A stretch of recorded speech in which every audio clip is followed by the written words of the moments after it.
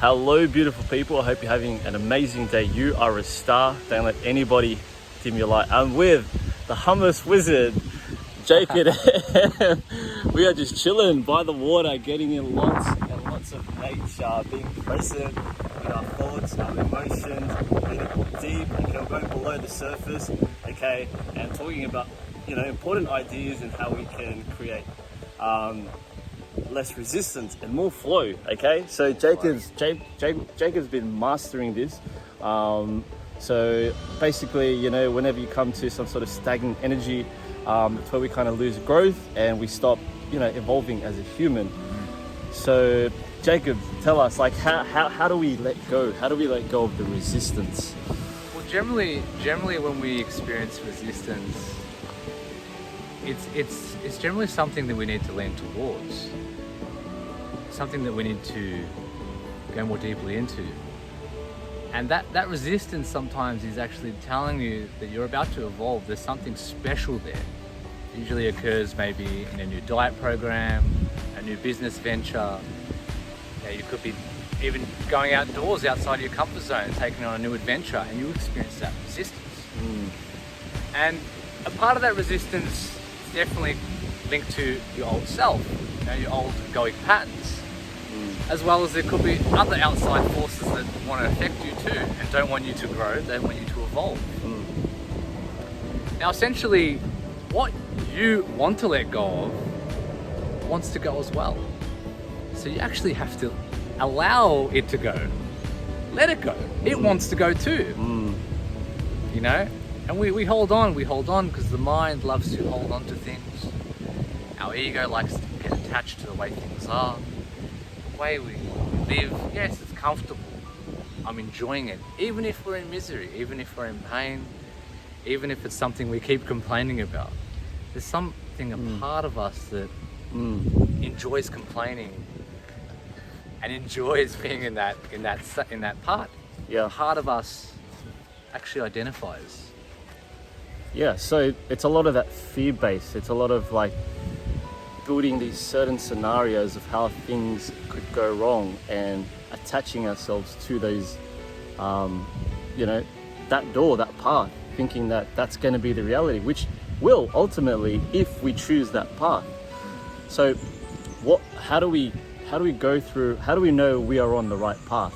So how do we know that, like you said, like you got to face that resistance in order to go back into that flow? Like what makes us certain?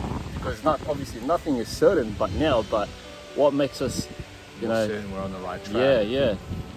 Well, I think for most people the right advice starting off with will be to push towards their resistance.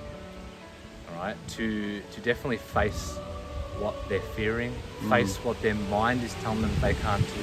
To actually go and see it in reality and experience it. Experience it for what it actually is, not out of your head. A lot of the time we experience life through our head, through our prefrontal cortex, and we're going through all the stories and these things and that, and we're living it out, and we're just in our room or at work.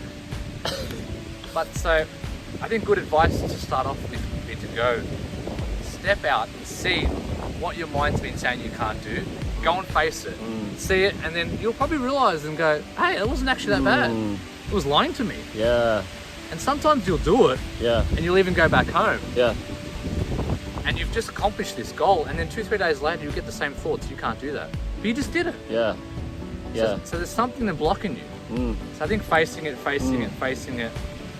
and stepping into action. Stepping into action instead of like thinking all the time, which doesn't really help. Thinking is just a slave to the mind. And the other thing is what we talked about earlier was consumerism and how a lot of us are numbing ourselves through this matrix, and we tend to avoid our own pain, our own suffering, when really that's the path that we have to go to. So on this channel we've been talking about shadow work a lot recently. So how can we do more of the shadow work? Well, I think if you can step away from the distractions, stop consuming, being here, being in nature. Well, nature can definitely help. definitely going to help you, but it's not going to do all the work. Mm. It'll create a shift, it'll quieten your mind, and it might even raise your state and put things in perspective. Now, if you're looking at shadow work, it's best to probably get someone to look at that for you, because it can be very deceiving. A good spiritual teacher, a good personal development coach, someone who can kind of pinpoint some things for you. Because it is quite hard to look at ourselves, but it's easier to look at other people and to see where they're kind of needing the feedback, or where their shadow side. But taking a break from consuming, from doing, usually is quite helpful. And it seems counterintuitive for the ego, but it can be very helpful to go towards that which you don't want to. You know, to push towards that pain, to push towards that thing that you have been, ignoring, those emotions you might have been ignoring. Yeah. And sometimes we don't even know. We just stuff them down. So sometimes sitting, slowing down, meditation is great. Sometimes coming out into nature and doing a hike can really bring up things to the surface. And just talking to people about it, instead of, like you said, stuffing it down, speak to someone about it. So you get a different perspective on how you can improve, where you're going wrong, or quote unquote wrong, and gather some insight from those who have walked the path, like you said. Yeah. There's plenty of help out there. There is plenty of help out there. And they're waiting for you to ask. Essentially, they are waiting for you to ask. So, slowing down and accessing these emotions. And don't be afraid of these emotions. They're not going to kill you. They're essentially just messages. Yeah. They're information, and you need to read them. Yeah. You need to open up these messages. Yeah. And once you've opened up these messages, once you've read them, you've felt them fully, they go. You're allowing something new to enter. So if we boggle up all these emotions, we boggle up, what happens? Most people crack. Yeah. Or, something happens and it all pours out. And it's like too much for them to handle all at once. Yeah. So if we let go, feel, let go, we allow more things to come in. We have more space, more room. And then when an emotion comes, you feel into it. What's it telling me? What's it trying to teach me? What is it telling me? If you're stressed, it's just telling you you're probably doing something wrong. Something needs to change. And if you're feeling anxiety, maybe it's telling you to stop thinking about the future. Or it's telling you there's something important's about to happen. And this is going to shift you and change you, so you're nervous, you're excited. Yeah. Reframing what you're feeling, and this work too can be very, very helpful. Yeah. On the path.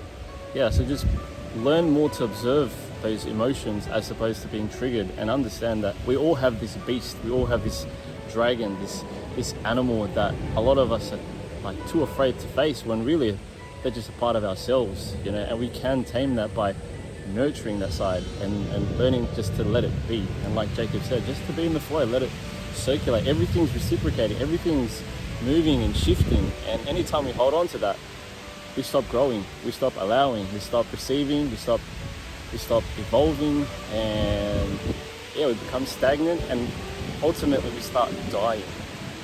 So another question would be so if anyone's going through like an awakening right now, how would you say the best, what should they be doing so they don't feel like they're going crazy, or especially with with C19 happening today, a lot of people waking up and starting to realize who they are. There's going to be a lot of symptoms coming forward, and they in the human world we might think that it's because of this or that. We have a headache, or we have a stomach ache, or we're feeling pain in our chest, or vertigo, anxiety, panic attacks. These are usually very common ones: anxiety, panic attacks, depression, loneliness. A lot of these things, but these are normal, and it's good to reach out, maybe even to seek a spiritual teacher or a guide, or even just some friends, someone that you know that is maybe going through the process themselves. I think a lot of people are going through the process, but they're not sure what's going on with them, what's happening to them. They might just think that they're sick or this and that. So it's good to reach out and to see, maybe even, you know, YouTube's fantastic, to search in your symptoms and just to see other people are there and they're being vulnerable and seeing that they're going through it. And because they're going through it, they've gone past it and they're saying, this is normal. What you're experiencing is a part of the process. It's so relieving. Yeah. So relieving. Definitely having that connection, you know, because what a lot of people tend to do when they go through this dark night of the soul, they isolate themselves and they're like, oh, you know, not everyone's as conscious or as aware as I am. And so you put yourself so far away from society that you've forgotten how to reconnect and have that compassion towards others and realize that you're not alone in this process. Everyone goes through their own awakening. Some people don't, and that's just the way it is. But trusting the process as well and having faith that it's unfolding for you to see the bigger picture and to see what's going on that you came here to do, you know. Trust and faith. Yeah. How do we trust, man? So how do you trust that where you're going is going to be the right way? Like, do you see some signs? Do you go through like intuition? Do you ask friends? Like, how do you know that you're aligned? I think that most people, if you're on the path and if you are watching this video, you are in alignment. And if you feel like you're energetically out of alignment, like you might not be feeling the bliss, you might not be feeling euphoria or the joy, and I'm like, oh, I'm out of alignment, I need to fix something. Generally, you're still in alignment, you're just aware that something shifted in you. Something needs to change. So sometimes that energy motivates us to do different things, to go down different paths, to seek and learn something new, to change something. Sometimes things need to be changed. And if we're feeling in alignment, blissful, joyful, rada, we can become complacent. Yeah. So I think that you can't really make a mistake, but I'm gonna be contradictory here and say that you can too. Yeah. I think that the mistakes lead to the right choices. Yeah. It's a bit of a paradox, especially when we ask the question like, is there free will and is everything predetermined? And I think for me lately, what I've come to realize, yes, we are conscious creators, and at the same time, things are just happening that are out of our control, and you just got to move through it as opposed to constantly sitting in that bliss. Oh, I'm so like aligned, I don't want anything to fuck it up. But you kind of lose that essence of the human experience where things just happen, and we came here to create this entire reality. Either consciously or unconsciously, and that's where you gotta I think for me anyway, just know that is what you're doing now something you're doing consciously, or is it something that because I don't know, you just want to float through and be a floater in society and just kind of let things be. If you're asking if I'm in alignment or not, then you most likely are on the right track. You know, generally someone who's aware of something that's not right, if you're aware of something that needs to change, generally that's already the big steps towards the change, towards being in alignment, you know, stepping into your truth. I think connecting to more of who you are will step you in more into alignment. Connecting to the truth of who you are beyond name and form will definitely put you more in alignment, and you will see that yes, this is destined. A lot of your life is pre-planned and out of your control. But you can choose, and you definitely have choices in which direction you want to take. You know, we set these up too. We do set up a lot of these things before we come. Yeah. So that even some of the choices we make, we will still have a certain route that our higher self wants us to go on. There's a certain mission, there's a certain learning experience, and it's your choice the way you want to experience it. Fast, slow. You want to experience it in pain, or enjoy, how you want to interpret it, it's up to you. That's so true, man. I find like no matter how far you go or run away from certain people or certain I guess missions that you have to come, situations, they will always come back harder and faster. No matter, it's a bit of paradox. Like, no matter how much you stretch it, the band's always going to come back to its full self. Yeah. So yeah, definitely not avoiding it. And if you feel like that's your calling, go for it. Don't have zero resistance towards it, because I always tell people whenever someone feels unsure, I tell them like it's just going to get louder and louder and louder, and you will ultimately come to some point where you don't have a choice. You have to face it and do what you have to do that you came here to do. It is inevitable, so it's your choice if you like to resist and slow down. Just like a river, river's always moving. You're always on the flow. You can hold on to rocks, you can resist the flow, you can go with the river, allow the river to take you. It's taking you either way. You can paddle forward, you can go fast, or you can just allow the river to take you through. And that's what life will do to you. But if you resist it, well, then it might just take longer. Yeah. It might just take longer. Alright, man, that was a good vid. That was a lot of insightful information.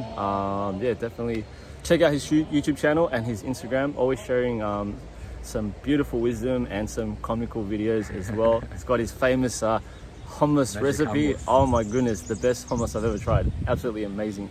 Definitely check it out. I'll share his links in the description below. Remember to stay woke, blessed, and alkalized. Peace out. Peace.